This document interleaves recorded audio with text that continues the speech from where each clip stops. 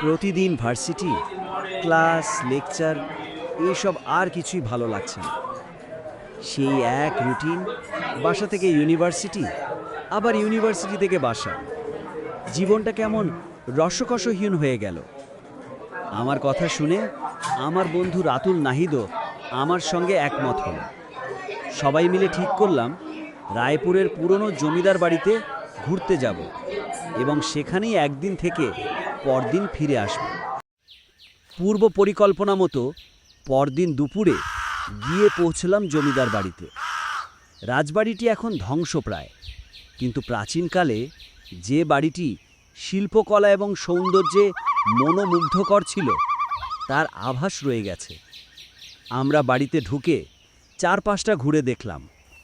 সন্ধেবেলা বাড়ির সামনের ফাঁকা জায়গাটায় বসলাম আড্ডা দেওয়ার জন্য।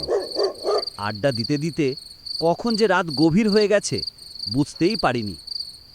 হঠাৎ রাজবাড়িটির মধ্যে থেকে কিছু অদ্ভুত শব্দ শুনে আমাদের খেয়াল হলো। আমরা মহলের ভিতরে গিয়ে দেখি রাজবাড়ির চারদিকে আগুন লেগেছে। হঠাৎ দেখতে পেলাম আগুনের মধ্য থেকে কয়েকটা কঙ্কালসার দেহ আমাদের দিকে এগিয়ে আসছে। আমরা ভয় পেয়ে সেখান থেকে দৌড়ে পালিয়ে আসি। কঙ্কালগুলোও তখনও আমাদের পিছে পিছে দৌড়ে আসছিল। অন্ধকারের রহস্য ভেদ করে আবার ফিরে আসব নতুন কোনো ভয়ঙ্কর গল্প নিয়ে। ততক্ষণ আমাদের চ্যানেলটি সাবস্ক্রাইব করে আমাদের সাথেই থাকুন এবং পাশে থাকা বেল আইকনে ক্লিক করতে ভুলবেন না।